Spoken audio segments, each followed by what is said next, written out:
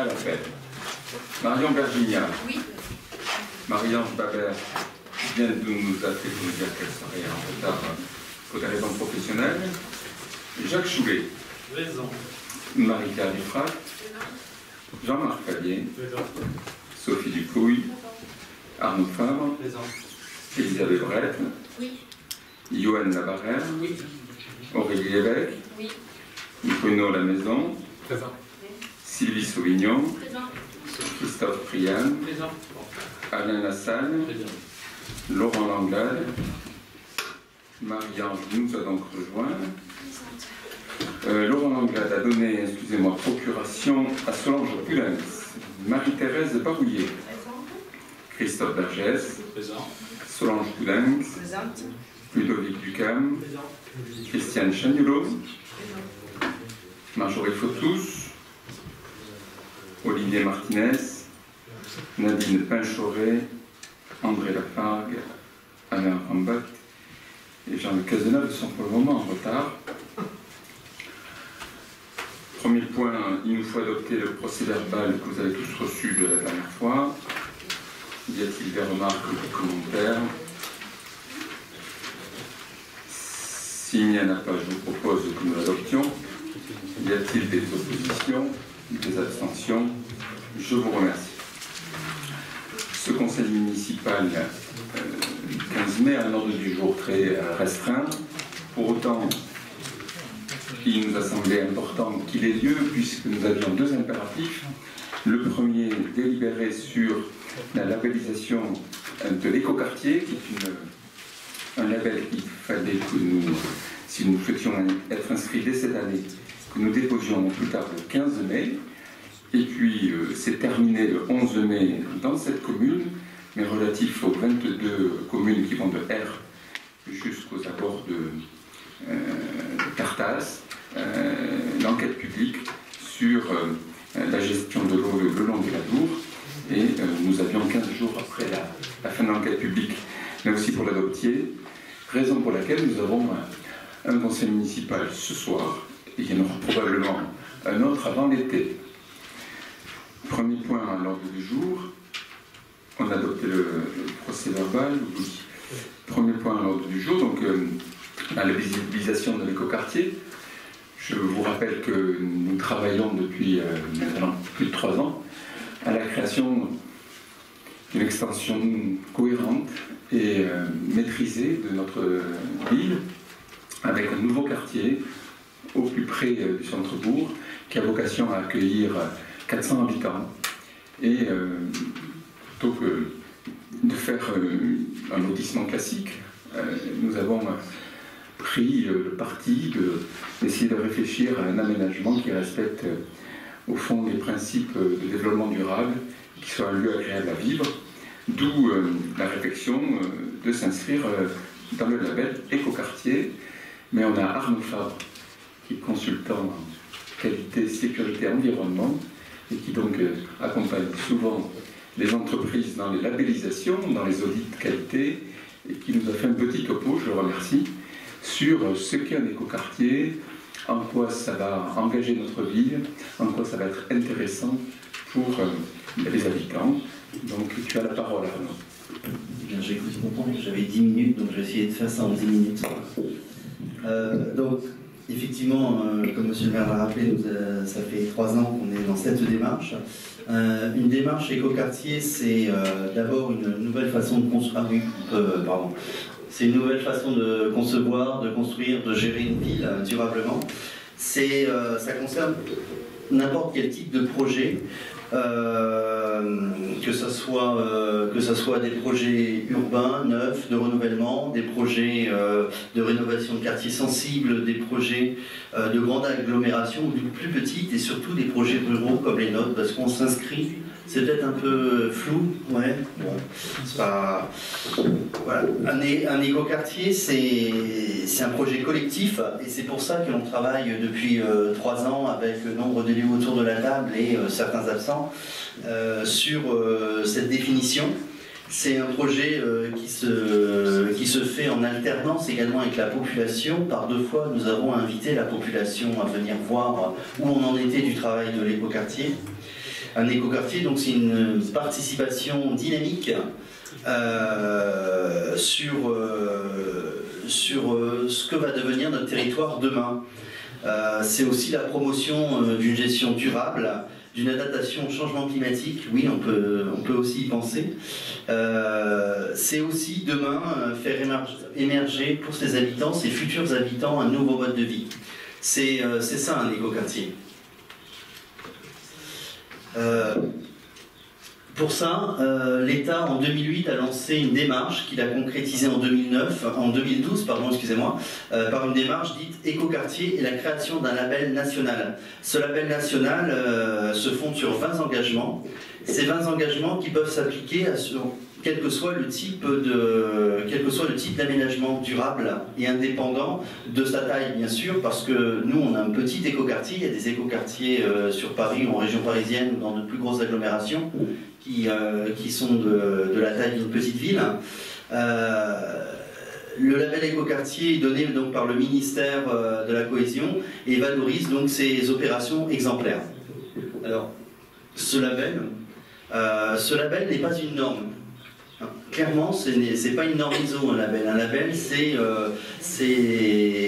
pas un modèle unique. Au contraire, c'est une qualité de projet, c'est un socle d'exigence. C'est conçu comme un outil qui va permettre une adaptation, une démarche à tous les types de territoires. Et c'est pour ça que pour nous c'est intéressant de viser ce label écoquartier, parce que un label écoquartier prend en compte l'histoire, la culture, le patrimoine, l'architecture locale. Et ça, on l'a mis déjà dans notre projet avec notamment le cabinet Sumazozu. Et le but de ce label écoquartier, c'est d'encourager, de valoriser et de porter ce type de projet. Et là aussi, je le répète, quelle que soit son échelle, quelle que soit sa dimension. Donc c'est transposable. Un label écoquartier, c'est un site au progrès et avec 4 démarches qui permettent et qui vont permettre tout au long de cette démarche-là, on va voter la première démarche, tout au fil du temps, de sa construction jusqu'à sa pérennisation qui atteindra sa 4e démarche. Je suis clair ? Oui. Ouais. Alors, rapidement le 1. Alors, c'est 4 étapes. Donc, l'idée que l'on a eue ensemble, rappelez-vous, il y a quelques années. La conception, ça fait 3 ans qu'on travaille sur cette idée, sur cette conception. Demain, la 4e étape, la mise en chantier. Puis ensuite, la vie de quartier, l'amélioration continue avec et pour les usagers. Alors, si on rentre dans le label 1, c'est aujourd'hui, c'est ce label qui est obtenu par la signature de la charte écoquartier par les élus, par cette ratification au conseil municipal, qui va porter ce projet. Une fois que cette ratification est faite, elle va être enregistrée sur une plateforme internet gérée par le ministère de la Cohésion. C'est une démarche simple, formelle, rapide, mais qui va nous permettre, nous déjà, d'être référencés comme porteurs d'un projet écoquartier au niveau national. Et ça peut être important parce que ça va aussi nous faire une fenêtre sur une nouvelle envie de travailler sur la cité. Ensuite, l'étape 2, ça va être le chantier. Les études sont achevées, le chantier est engagé. Il va y avoir une expertise pour voir si on est conforme au projet que l'on avait créé par rapport à cette charte. Et des experts viendront, de collectivités d'ailleurs, d'autres écoquartiers en devenir. Et puis, nous rencontrerons, on verra s'il faut ajuster ou pas nos besoins. Et nous donnerons donc la Commission nationale d'écoquartiers nous validera cette étape 2 auprès de la Commission régionale. Ensuite, et là c'est pour plus tard, c'est pour demain, c'est la livraison de l'écoquartier. C'est les mêmes conditions avec là aussi une expertise réalisée in situ. Puis une commission nationale qui va statuer sur une proposition d'une commission régionale. avec une proposition des conclusions d'experts. Et là, on sera déjà en étape 3. Et le bout du bout, l'étape 4, hein, l'écoquartier qui est confirmé, c'est environ 3 ans après le label 3. C'est pour ça que c'est une démarche à long terme, c'est une démarche pérenne, c'est une démarche que l'on souhaite pérenne et de qualité. C'est des experts qui vont se réunir, qui vont rencontrer les usagers, là aussi on aura des réunions publiques, et ça permettra de voir si ce que l'on avait conçu, ce que l'on avait prévu, correspond finalement à l'usage qui en est fait. Cette étape donc, est validée par une commission nationale, et elle s'appuie donc sur une démarche d'auto-évaluation des élus qui seront encore là pour l'étape 4, bah ouais, on va vieillir, et également des usagers, des habitants de ce nouveau quartier. Alors rapidement, si on passe à cette carte, vous pouvez voir, il y a, depuis 2009, il y a eu 50 écoquartiers qui ont obtenu le label 3, c'est-à-dire à la livraison, donc délivrés dans toute la France au niveau du ministère. Ça représente environ 66 000 logements construits ou réhabilités, donc c'est pas rien. Et demain, chez nous, dans les Landes, bah, vous voyez, il n'y a rien. Et demain, il y aura Saint-Sevé. Pas mal quand même. Hein. Donc voilà, c'est vraiment une démarche. Il faut vraiment penser, quand on parle écoquartier, c'est un label. On parle beaucoup d'écoquartier. On parle beaucoup, ouais, c'est un label, c'est une démarche pérenne.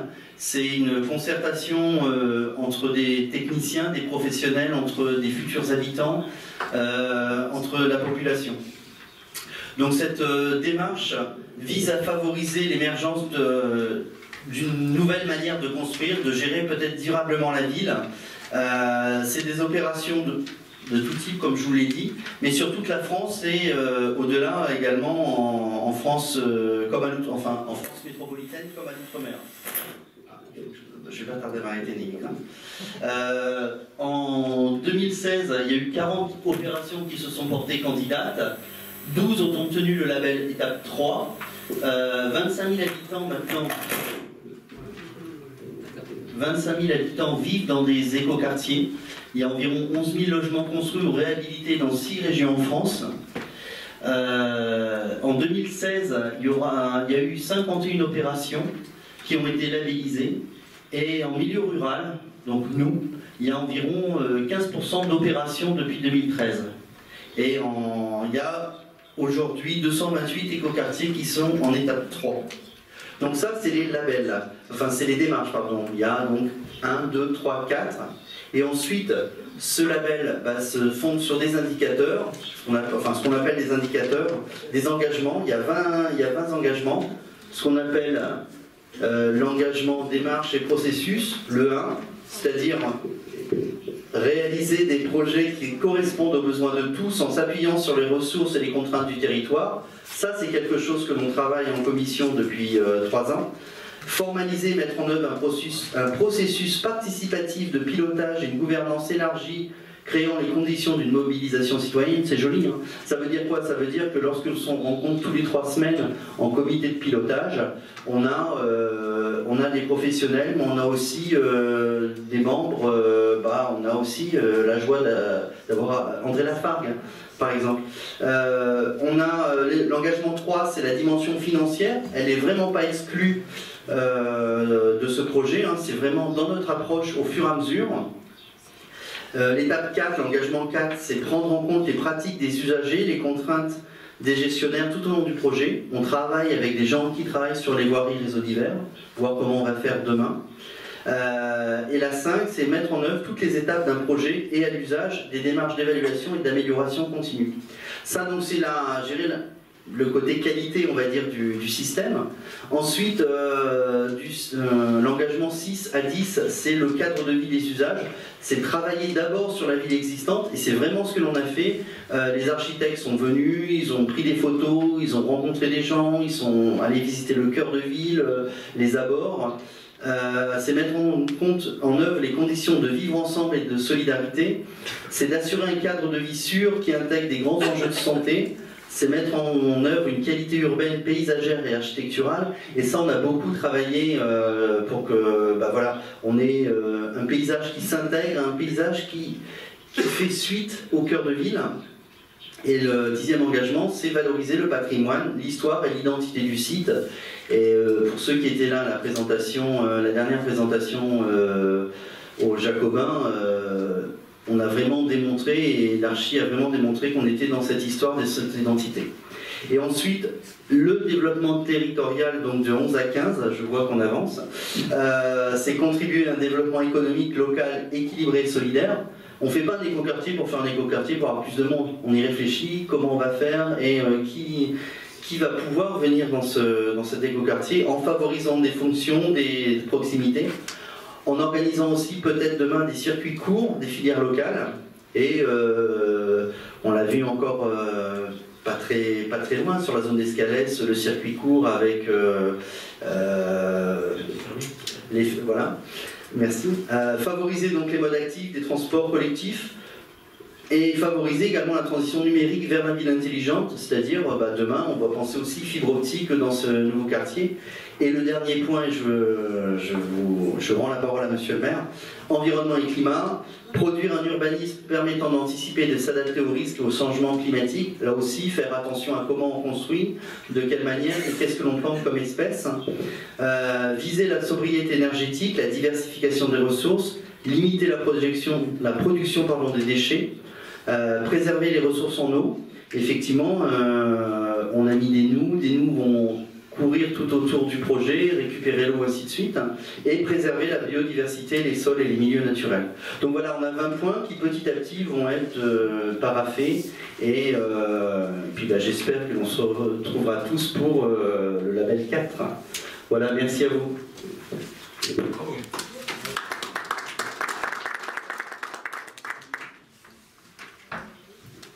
Merci Arnaud. Écoutez, c'est un acte un peu solennel et important, puisque la délibération consiste à approuver les termes de la charte écoquartier qu'Arnaud a résumé, solliciter la labellisation officiellement d'écoquartier pour l'écoquartier de Nothomb et m'autoriser à signer cette charte, tous les documents afférents, et à notifier notre demande officielle auprès du préfet des Landes. Construire un quartier, c'est construire un cadre de vie pour des dizaines d'années, voire plus. Il y a sur Saint-Sevé des lotissements qui ont 70 ans. Et dont on se dit que 70 ans après, ils ont été bien conçus sur certains aspects, il fait toujours bon vivre. On a un cœur de ville qui reprend le tracé d'il y a 600 ou 700 ans. Et on a toujours plaisir à s'y retrouver, à avoir des petites places. Au fond, créer cet écoquartier, c'est essayer de construire un quartier où il fera bon vivre pour les dizaines d'années à venir. Et donc, c'est un peu un acte solennel ce soir. On s'engage dans une démarche issue du Grenelle de l'environnement qui a 10 ans. Il y a des écoquartiers où ça s'est bien passé. Il y en a d'autres où ça s'est moins bien passé. C'est au fond les fruits de la jeunesse. Aujourd'hui, 10 ans après, je crois qu'il y a quelque chose de mûr et que les derniers écoquartiers qui sont sortis de terre sont vraiment des quartiers réussis. On a envie, au fond, d'être à la fois le premier écoquartier des Landes, mais que cet écoquartier fasse école et qu'il soit un prolongement naturel de Saint-Sevé, qu'il en garde le meilleur de son identité, qu'il s'inscrive dans ce 21e siècle que nous cherchons à bâtir jour après jour en travaillant au service des Saint-Séverin. Et donc, je vous propose que nous adoptions cette délibération. Y a-t-il des gens qui s'opposent, qui s'abstiennent? Mais l'histoire retiendra que cette charte a été votée à l'unanimité. Je vous en remercie. Les absents ont toujours tort. Deuxième point à l'ordre du jour, l'enquête publique préalable à l'autorisation loi sur l'eau requise au titre des articles L214-1 et suivants du Code de l'environnement et visant à déclarer d'intérêt général la demande présentée par l'institution Adour pour la mise en place d'un espace de mobilité sur l'Adour landais, sur le territoire des 22 communes ayant pour siège de l'enquête publique unique la commune de Saint-Sevé. Cette enquête publique a eu lieu du 9 avril au 11 mai. Force est de constater qu'il n'y a pas eu de grande affluence, disait l'enquêteur public que j'ai rencontré vendredi dernier. Pour autant, la question est importante. C'est ni plus ni moins que l'entretien du cours d'eau de l'Adour, de ses berges et de ses ouvrages. Au fond, pour faire de manière très synthétique, pendant des siècles, on a cherché à entretenir les digues pour canaliser les cours d'eau. On s'aperçoit que tout ceci est très coûteux. Et donc, il y a une évolution de la manière de gérer nos cours d'eau qui va vers quelque chose d'un peu plus naturel et qui définit les priorités de risque en matière de...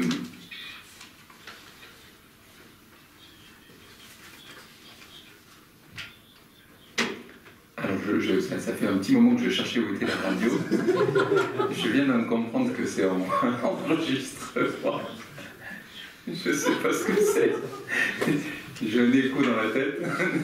Je me disais, c'est une radio intéressante. Mais bon, c'est les services secrets russes, me dit monsieur le correspondant sud-ouest. Oui, j'en étais aux digues. On a cherché à endiguer les cours d'eau et aujourd'hui, bien sûr, on protège les digues là où elles sont importantes, mais on définit les enjeux prioritaires, moins prioritaires, on les hiérarchise et on essaye sur les lits mineurs d'avoir un espace de mobilité qui est un peu plus ample, de façon à avoir une gestion plus naturelle au fond. Pour autant, une fois qu'on a défini tout ça, on définit également les montants des travaux et les priorités des travaux pour protéger les enjeux. Bien entendu, notre commune va connaître des travaux au titre de la protection des berges.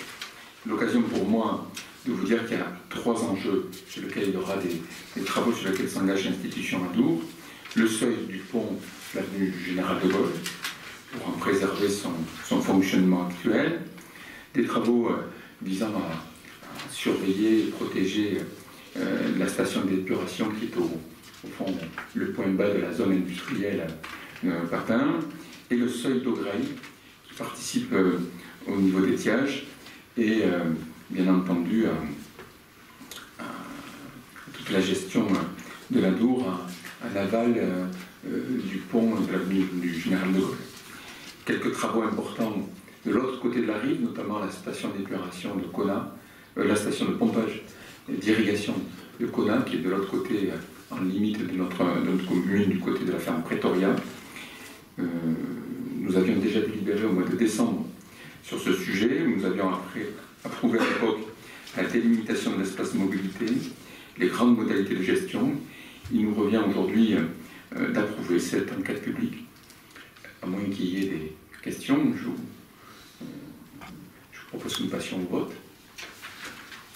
Y a-t-il des oppositions, des abstentions? Je vous remercie. Les 2 autres points sont en caractère de ressources humaines. Il nous convient de fixer le nombre de représentants du personnel au comité technique paritaire, puis derrière de fixer le nombre de représentants du personnel au comité d'hygiène et de sécurité et des conditions de travail, plus connu sous le nom de CHSCT, puisque cette instance existe également dans toutes les entreprises de plus de 50 salariés. Nous avons bien entendu des membres du CTP aujourd'hui, mais leur mandat arrive à échéance à la fin de l'année, et donc il nous convient de délibérer. Nous proposons de garder le même nombre de membres du CTP, à savoir 3 représentants du personnel. Ça donne lieu à 3 à 4 réunions dans l'année, chaque année. Nous nous rencontrons avec le personnel pour balayer tous les sujets et essayer d'améliorer les conditions de travail, de répondre à toutes les questions. C'est à chaque fois un moment très intéressant. Pour les élus, c'est Jacques Choulet et Claire Duprat qui sont à mes côtés.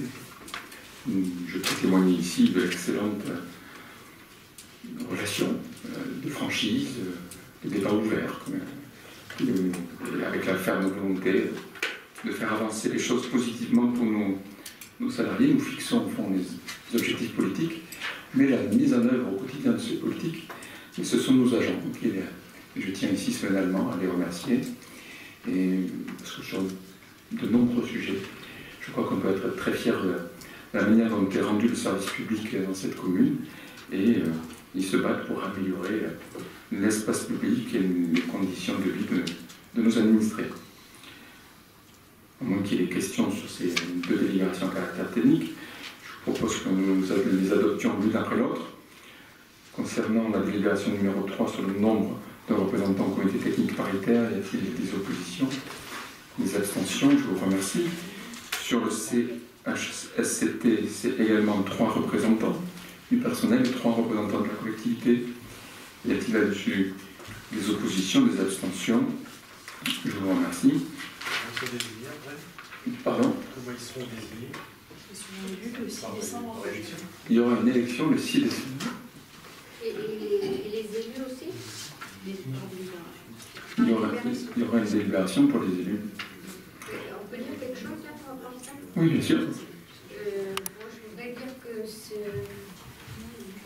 cette commission est très importante et très intéressante parce que nous parlons en toute franchise avec les salariés. Et une fois qu'on a évoqué tous les problèmes, nous, élus, nous défendons nos salariés vis-à-vis de la commune. Ils peuvent compter sur nous.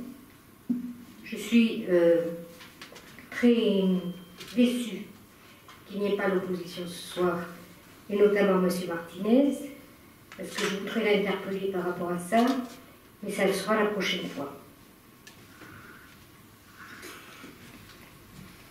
Bien. Car on connaît vos qualités de cœur. Et votre profond respect des gens.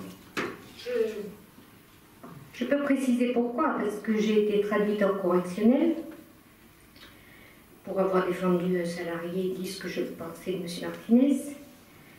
Quand M. Martinez a eu mes conclusions en défense, il a battu en retraite, plate couture, comme ils ont fait ce soir. Mais il ne fera pas tout le temps. Un jour ou l'autre, on s'expliquera dans cette enceinte. Bien. Ça sera un courant juin. Si bien. Non, c'est pas là. Mais je compte bien. Puisqu'au fond, les Saint-Severin nous ont confié la responsabilité de cette ville pour 6 ans, et je peux ici témoigner de l'implication de vous tous, élus de la majorité, présents, actifs, pour faire avancer notre ville. Et je voudrais vous en remercier. L'un des points on a beaucoup parlé de développement durable, beaucoup parlé d'habitat. Cette ville a gagné 250 habitants ces 4 dernières années. Je pense que cette année, nous devrions franchir le cap des 5000.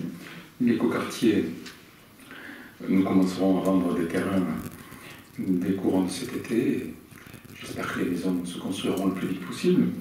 Mais il y a un autre sujet sur lequel, au fond, les choses avancent beaucoup, c'est la culture et le patrimoine. Et donc la dernière délibération concerne ce sujet avec une initiative très originale. Et je tiens à en féliciter Jean-Marc, et je lui passe la parole. Il nous la présente. C'est donc le point 5, c'est pour l'approbation de la convention de partenariat avec Valérie Catin, relative au moulage des chapiteaux de l'abbatiale. Alors, on va se demander pourquoi est-ce qu'on fait des moulages de chapiteaux de l'abbatiale, puisqu'on les a, c'est pas la peine d'aller les rouler. En réalité, ces chapiteaux sont assez haut placés et sont, je dirais, difficilement visibles à l'œil nu. Et l'idée que nous avons eue, et que ne sommes pas les premiers à le faire, mais je pense que c'est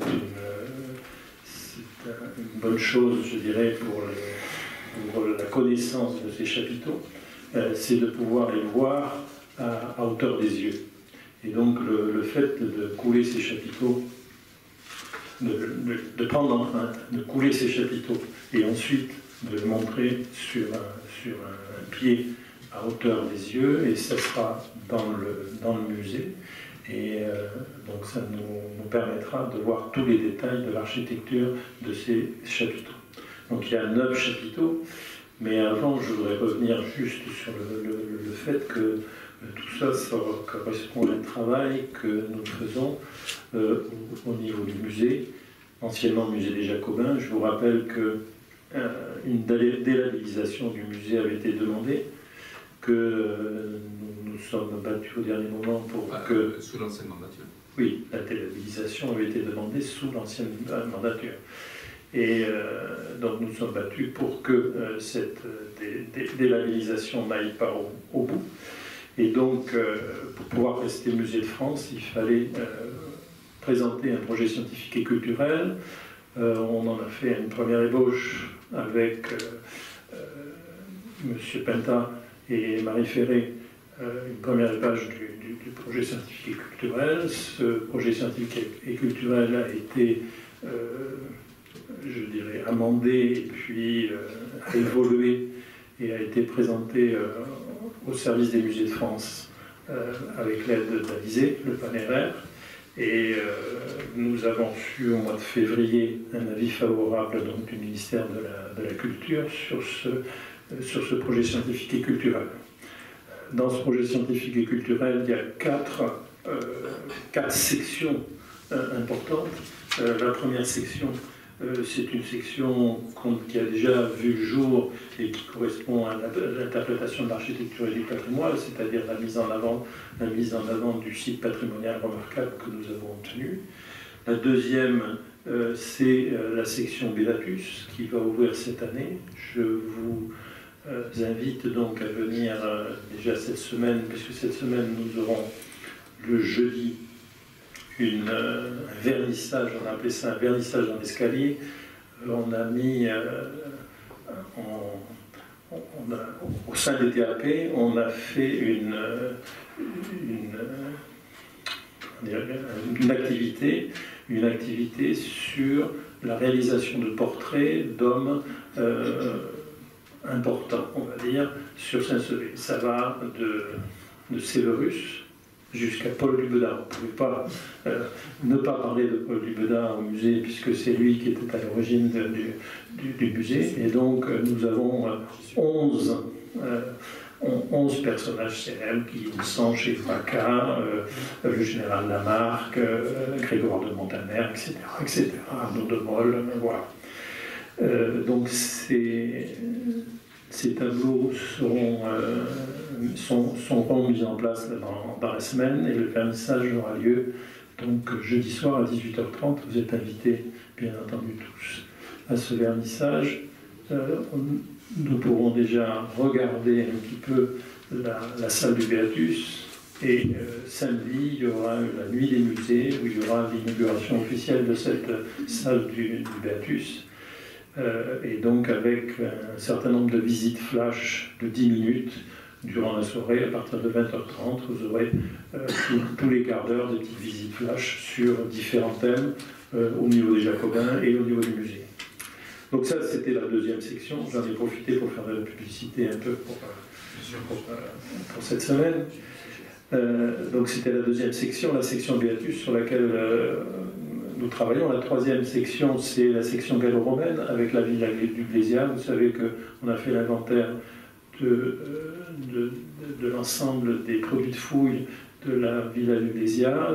Ensuite, il y a un certain nombre d'études qui vont démarrer ou qui ont démarré sur le verre, le lithique, etc. Et donc, à partir de ces études, et à partir également d'une fouille qui devrait avoir lieu au mois d'octobre, nous pourrons définir, je dirais, au niveau du musée, toute la section gallo-romaine. Et il y a la quatrième section, on y vient quand même, c'est la section médiévale avec l'abbaye bénédictine. Et là, donc, une des idées, c'était de mouler les chapiteaux et de pouvoir présenter les chapiteaux. Il n'y aura pas que ça, il y aura d'autres éléments, bien entendu, mais je vous le dirai un petit peu plus tard pour ne pas trop allonger le propos. Ce qu'il faut savoir, c'est qu'on ne peut pas prendre l'empreinte des chapiteaux comme ça.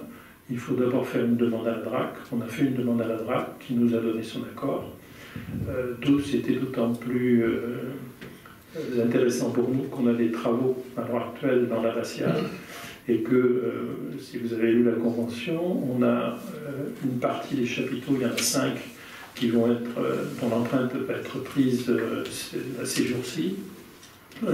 Et ces 5 premiers chapiteaux sont dans la partie du transept, et ensuite il y en aura 4 autres qui seront dans la partie de la nef, qui seront faits à partir du mois d'octobre.